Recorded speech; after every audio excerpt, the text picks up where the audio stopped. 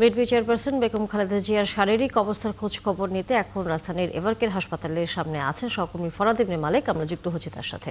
ফরাদ, বেগম খালেদা জিয়ার শারীরিক অবস্থা সম্পর্কে নতুন কোনো তথ্য পেয়েছেন কিনা? যদিও আমরা জানি যে খুবই নজরদারিতে রাখা হয়েছে তাকে এবং চিকিৎসকরা সহসাই কথা বলছেন না গণমাধ্যম কর্মীদের সাথে, তারপরে বিভিন্ন সূত্রের মাধ্যমে ওনার শারীরিক অবস্থা কেমন এখন তিনি আছেন সেটি যদি জানতে পারেন জানাবেন। এবং যে কথা দলের পক্ষ থেকে বারবার বলা হচ্ছিল যে ভিড় যাতে না করা হয়, যেহেতু এটি একটা হাসপাতাল, নেতাকর্মীদের অবস্থান সেখানে সীমিত করার কথা বলা হয়েছে, কিন্তু গত কয়েকদিন আমরা দেখেছি তারপরেও আসলে নেতাকর্মীরা সেখানে অবস্থান নিয়েছেন, তার জন্য দোয়া করেছেন, তার সুস্থতা কামনা করেছেন।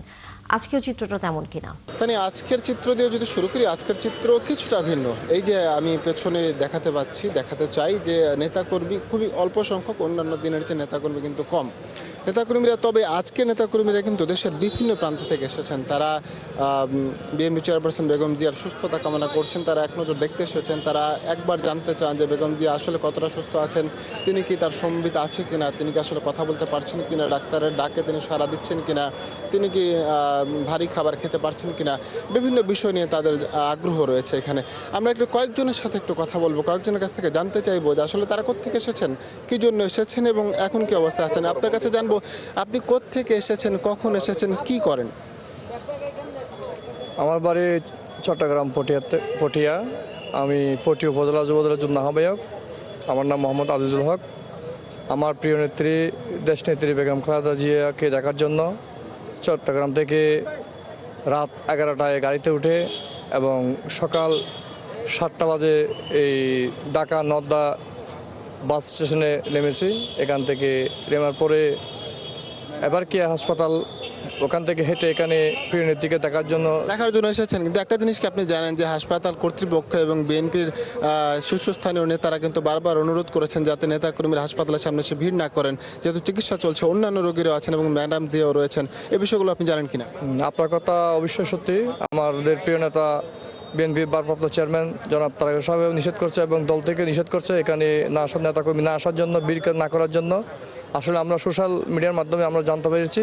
জানতে পারার পরও আমরা এই একবারেরও নেত্রীর না দেখলে হাসপাতালটা দেখবো বা পাশের দিকে ঘুরে যাব এবং আবেগ আপ্লিত যে কারণে, সেই কারণে এসেছি।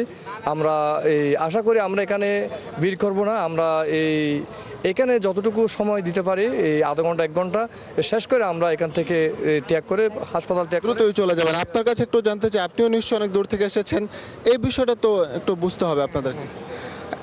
আমার বাড়ি সিংগাইর মানিকগঞ্জে। আমার নাম দেওয়ান আব্দুল কাদের রবিন। আমি পাশেই থাকি, কিন্তু উনি গণতন্ত্রের মানুষ কন্যা এবং গণতন্ত্রকে টিকে রেখেছে এবং ওনার জন্যই আছে এত দূর আসা গণতন্ত্রের। বুঝছো, আমাদের মমতা মহিমা বেগম খালেদা জিয়া, আমরা বারবার ওনার টানে থাকতে পারি না, বাসায় বসে থাকতে পারি না, বারবার মন কান্দে একটু ওখানে গেলে ভালো লাগবো, এই জন্য আমি বারবার এখানে ছুটে আসি। ধন্যবাদ আপনাকে, ধন্যবাদ। তানি, আমরা যেমনটা শুনছিলাম যে নেতাকর্মী যারা রয়েছেন তারা কিন্তু তাদের আসলে বেগম খালেদা জিয়ার শারীরিক অবস্থা সম্পর্কে জানবার আগ্রহের পাশাপাশি তার প্রতি যে ভালোবাসা, তার কারণেই আসলে দলের নির্দেশনা উপেক্ষা করেও তারা সেখানে অবস্থান নিয়েছেন। ফিরবো নিশ্চয়ই ফরাদ ইবনে মালেক আবার আপনার কাছে। ধন্যবাদ আপনাকে এখনকার মতো। দর্শক, সহকর্মী ফরাদ ইবনে মালেক ছিলেন আমাদের সাথে এই মুহূর্তে কিছুক্ষণ আগে। আমরা